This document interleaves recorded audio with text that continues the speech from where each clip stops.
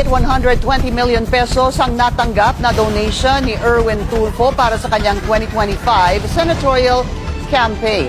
Napag-alaman ng Bilyonaryo News Channel na ang mga donor konektado sa kontrobersyal na Yap Brothers. Narito ang exclusive agenda report ni Joash Malimban. Nitong nakaraang December 9, inanunsyo ni Pangulong Bongbong Marcos na naglabas na ng freeze order ang Court of Appeals para sa 280 bank accounts, 22 insurance policies, 3 securities accounts at 8 air assets na konektado sa magkapatid na si Benguet Representative Eric Yap at ACT-CIS Representative Edvic Yap. Kasama rin dyan ang ilan pang personalidad at mga kumpanyang dawit sa naging investigasyon ng Anti-Money Laundering Council o AMLAC, tulad ng Silver Wolves Construction at Skyard Aviation. Ay mahigit 16 billion na ang pumasok sa mga transaksyon ng Silver Wolves mula 2022 hanggang 2025. Nakaramihan ay may kaugnayan sa mga flood control project ng DPWH. Nakuha ng Bilyonaryo News Channel ang mga opisyal na dokumentong nagdedetalye sa naging investigasyon ng AMLAC at ang specific assets na nakasama sa freeze order. Bukod sa mga nabanggit na personalidad, marami pang pangalan at mga kumpanyang kasama rito.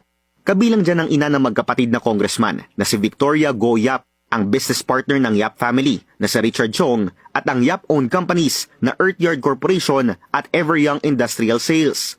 Ang lahat ng mga pangalang ito may probable cause para ituring na related sa isang unlawful activity ayon sa Court of Appeals. Sa aming pagsisiyasat, tugma ang mga pangalang ito sa pinakamalalaking campaign donors ni dating ACT-CIS Representative at ngayon Senator Erwin Tulfo. Nakuha namin ang kopya ng Statement of Contributions and Expenditures ng Senador. 120.1 million pesos ang total campaign contributions na natanggap nito sa kanyang naging kandidatura, na tila pinagtulong-tulungan lamang ng 6 campaign donors. May 100,000 pesos worth of tarpaulin contributions ang Earthyard Corporation. 30,000 pesos worth of tarpaulin contributions naman mula sa Everyoung Industrial Sales. 15 million pesos worth of cash ang ibinigay ni Richard Chong habang aabot sa 45 million pesos ang kabuuang ibinigay ni Victoria Go Yap. Bukod sa mga pangalang ito, 45 million pesos din ang donated ng isang Linda So at 15 million pesos naman ang donated ng isang Cesar Basco. Bagaman hindi direktang nabanggit ang mga pangalang ito sa investigasyon ng AMLAC, kasama rin sa Court of Appeals order sina Harleen So Yap na asawa ni Congressman Eric at si Margie Basco Yap na asawa naman ni Congressman Edvic. Mas malaki ng halos 10 milyon ang nakuhang campaign donation ng senador kumpara sa 110.3 million pesos na naitala niyang gastos.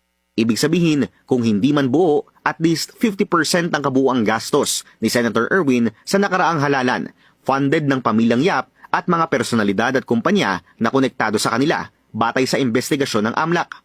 Pauna nang sinabi ni Senator Erwin na hindi niya pinagtatakpan ang mga dati niyang kasama sa ACT-CIS nang idawit ng Senate witness na si Orly Gutesa ang pangalan ni Congressman Eric Yap sa flood control scandal. Muli naming sinubukang kunin ang panig ni Senator Tulfo bago ilabas ang ulat na ito, pero hindi pa siya nagpapaunlak sa isang panayam o nagbibigay ng komento. Para sa agenda, Joash Malimban, Bilyonaryo News Channel.